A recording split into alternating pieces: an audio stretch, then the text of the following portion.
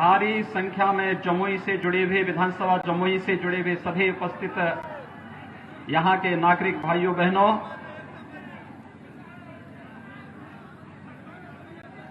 मैं इस पौराणिक धरती को नमन करता हूं। जो उत्साह आप सबने इतने पूर्वाहन में ही दिखाया है, वह उत्साह हम सब के लिए बहुत बड़ा सम्मान है। भाइयों बहनों, आज मैं आप सबके बीच में आप सबसे अपील करने के लिए आया हूं। आप सब जानते हैं कि भारतीय जनता पार्टी की जो प्रत्याशी हैं सुश्री श्रेयसी सिंह जी, उनका अपना स्वयं का व्यक्तित्व है। देश का और बिहार का नाम, जमुई का नाम उन्होंने देश और दुनिया के अंदर तो रोशन किया ही है,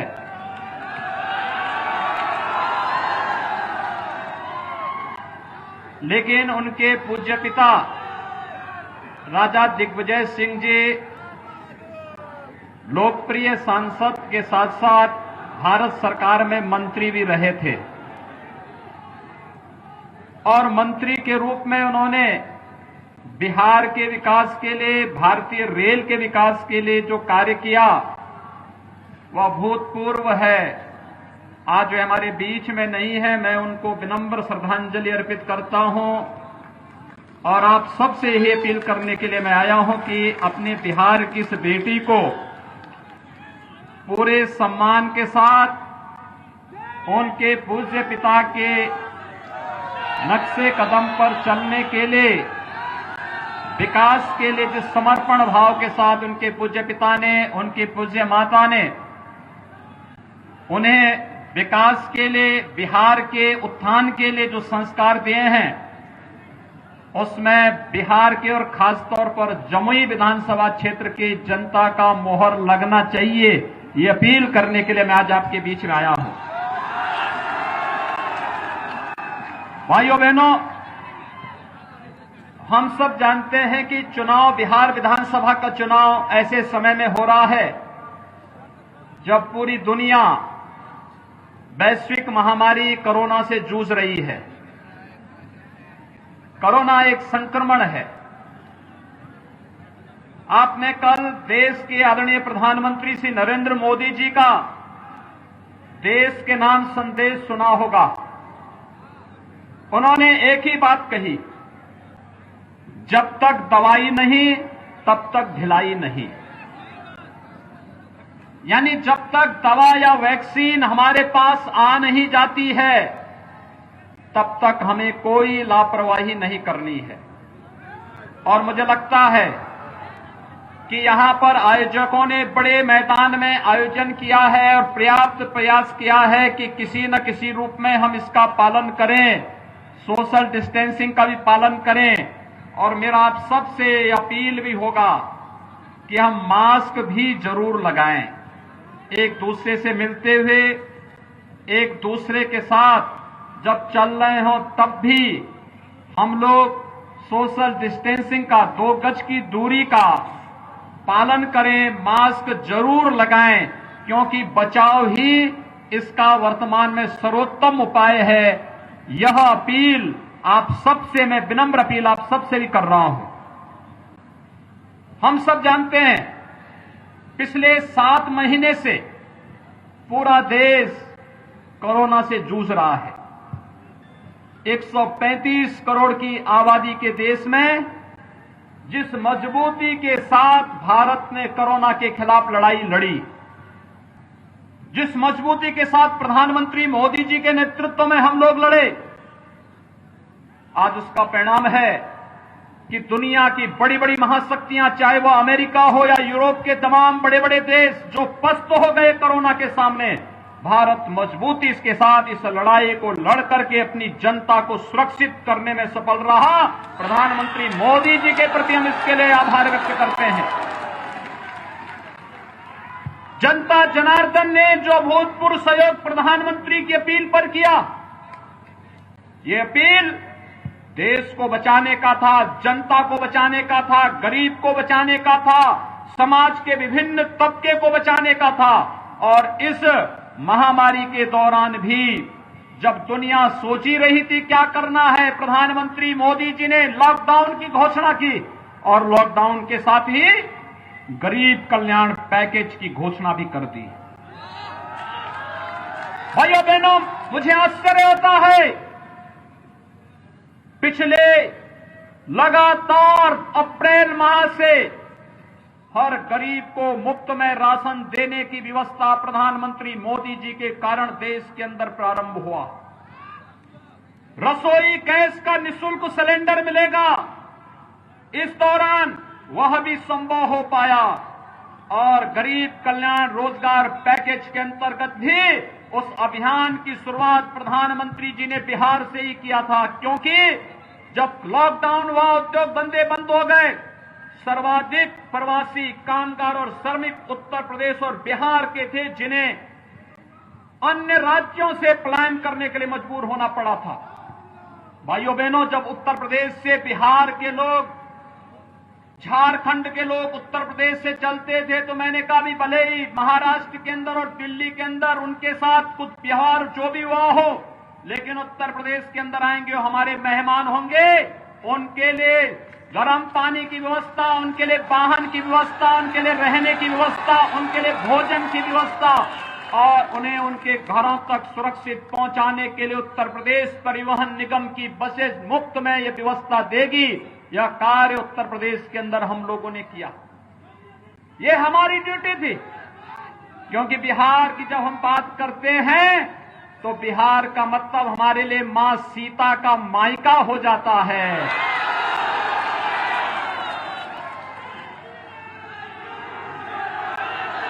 और इसलिए मेरा ये दायित्व बनता है कि सीता मैया के मायके से कोई अगर उत्तर प्रदेश से गुजरे तो उनके सम्मान के साथ किसी भी प्रकार का खिलवाड़ नहीं होना चाहिए। और इसीलिए कोई भी बिहार का व्यक्ति जब उत्तर प्रदेश से गुजरा होगा, उसने एहसास किया होगा कि शासन की व्यवस्था कैसे होनी चाहिए। उत्तर प्रदेश के अंदर वह हम लोगों ने करके दिखाया था। भाइयों बहनों, आपने देखा होगा, मैं कल भी बिहार में था और बिहार में मैं कल एक नेता का भाषण सुन रहा था। वो कह रहे थे हम लोग इतने लाख लोगों को नौकरी दे देंगे। आश्चर्य होता है मुझे। पूछना चाहिए, एक प्रश्न पूछिए कि 15 वर्षों में कितने लोगों को नौकरी दी थी। आज जो ये राशन मोदी जी के कारण और नीतीश कुमार जी के नाते आपको प्राप्त हो रहा है, गरीबों को प्राप्त हो रहा है। आखिर ये राशन लालू जी के शासनकाल में गरीब को क्यों नहीं मिल पाता था?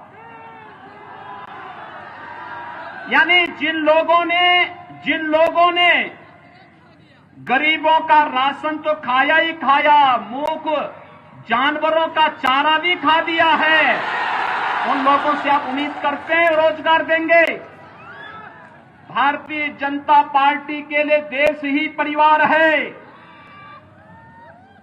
आपने देखा होगा जब बिहार की बेटी सुश्री शेषी सिंह जी यहां पे बोल रही थी, उन्होंने अंत में अपने भाषण के अंत में कहा, सर्वे भवन्तु सुखिनः सर्वे सन्तु निरामया।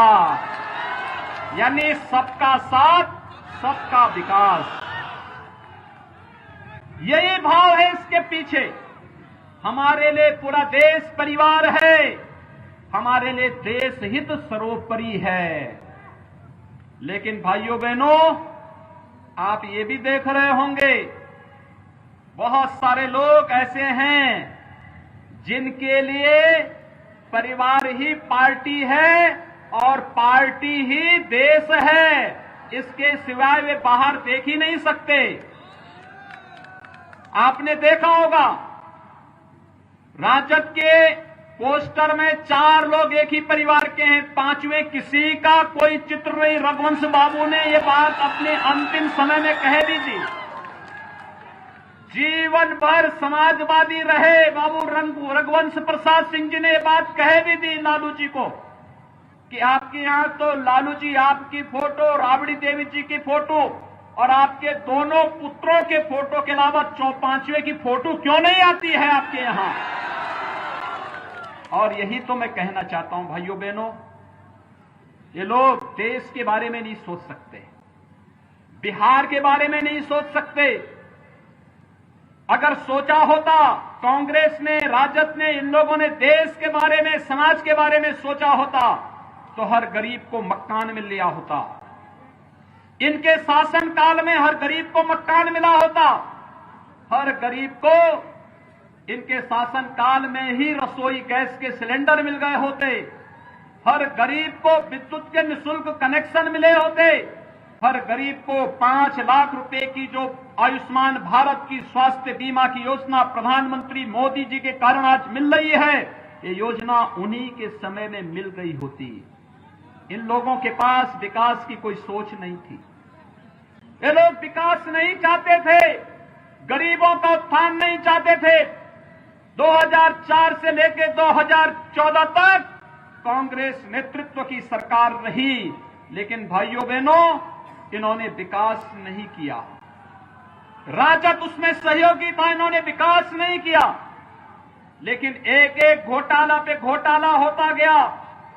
देश को बेचने की स्थिति में इन लोगों ने पहुंचा दिया।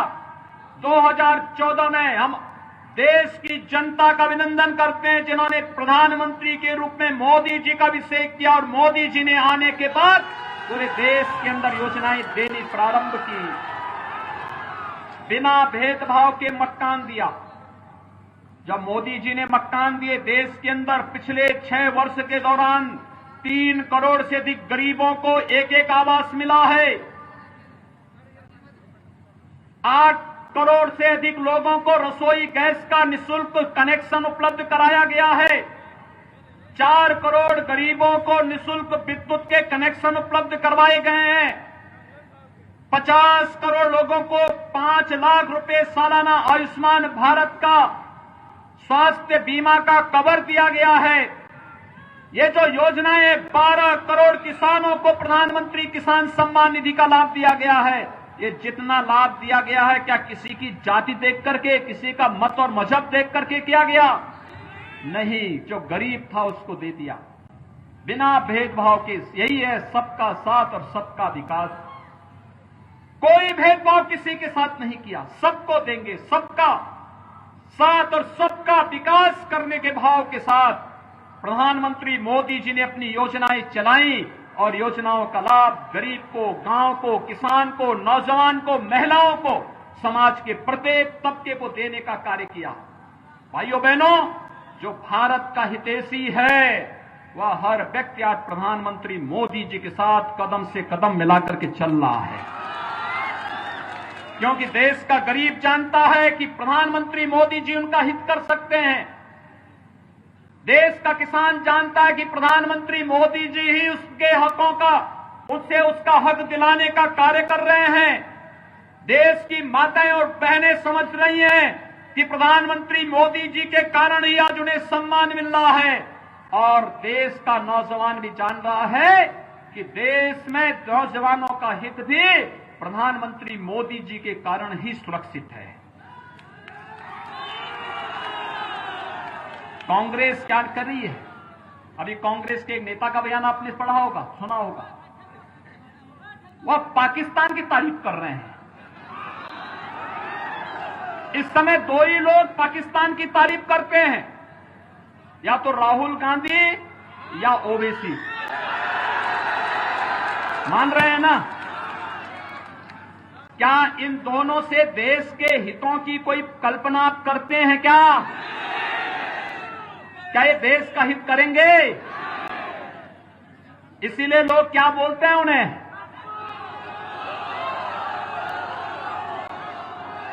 भाइयों बहनों, ये लोग कभी देश के हित के बारे में नहीं सोच सकते। देश के दुश्मन जो भारत के अंदर आतंकवाद फैला रहा हो, जो उसके हित की बात कर रहा हो उससे उम्मीद ही क्या कर सकते हैं आप। और इसलिए भाइयों बहनों, आज मैं आपके बीच यही कहने के लिए आया हूं। कुछ लोग वोट काटने के लिए आपके बीच में आए होंगे।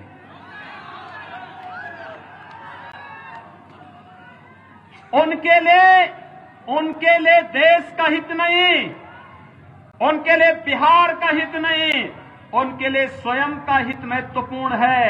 ऐसे लोगों को राजनीति में रहने का कोई अधिकार नहीं होना चाहिए। राजनीति से उन्हें एकदम जनता जनार्दन को चाहिए। लोकतंत्र में जनता जनार्दन का स्वरूप है और जनता को चाहिए कि ऐसे लोगों को अपना जनार्दन का स्वरूप दिखा करके राजनीति के हाशिए में फेंकने की आवश्यकता है। प्रधानमंत्री मोदी जी ने जब 2019 में दूसरी बार प्रधानमंत्री पद की शपथ ली, तब प्रधानमंत्री मोदी जी ने कुछ बात कही थी। उन्होंने कहा था पहला 5 वर्ष गरीब कल्याण के लिए, अगला 5 वर्ष भारत को दुनिया की एक महाशक्ति के रूप में उत्थान के लिए। और उत्थान का रास्ता कहां से जाता है? आपने देखा होगा, कश्मीर में धारा 370 हटी तो पीड़ा किसको हुई? या तो राहुल गांधी को या ओवैसी को। कश्मीर में धारा 370 हटनी चाहिए थी कि नहीं हटनी चाहिए थी? ये देश के हित में उठाया गया कदम था ना। लेकिन आखिर राहुल गांधी और ओवैसी इसका विरोध क्यों कर रहे हैं? आप इनकी मंशा को जान सकते हैं। और भाइयों बहनों, धारा 370 का हटने का मतलब, अगर जमुई के लोग भी अब चाहेंगे कि कश्मीर में हम जमीन लेकर के मकान बनाएंगे, तो आपको अब इसकी छूट प्रधानमंत्री मोदी ने दे दी है। जाइए आराम से, पूरा कश्मीर घूम करके आ जाइए। अगर कहीं पाकिस्तान परस्त आतंकवादी कहीं भी आपको टेढ़ी नजरों से देखेगा, तो भारत के जवानों की गोली उसकी आंखों को बेचते हुए बाहर कर देगी। अब वो दुस्साहस नहीं कर सकता है, क्योंकि अब तो पाकिस्तान के प्रधानमंत्री इमरान खान भी भयभीत हैं। उन्हें लगता है कि अगर भारत के अंदर कुछ भी करेंगे तो भारत के बहादुर जवान पाकिस्तान के अंदर घुस करके कोई नया सर्जिकल स्ट्राइक को अंजाम दे देंगे। अब पाकिस्तान भी कुछ नहीं कर सकता, क्योंकि भारत अब मजबूती के साथ वैश्विक पटल पर अपनी एक नई पहचान प्रधानमंत्री मोदी जी के नेतृत्व में बना चुका है। आपने देखा होगा, पाकिस्तान, बांग्लादेश, अफगानिस्तान के जितने भी हिंदू थे, सिख थे, बौद्ध थे, जैन थे, इन सबको जो वहां पे प्रताड़ित था, पीड़ित था, गृह मंत्री अमित शाह जी ने कहा कि अगर आप पीड़ित और प्रताड़ित हैं, भारत में शरण लिया है, हम इन्हें भारत की नागरिकता भी देंगे। नागरिकता संशोधन कानून ला करके उन्हें भारत की नागरिकता देने का कार्य किया। तो भी पीड़ा किसको होती है?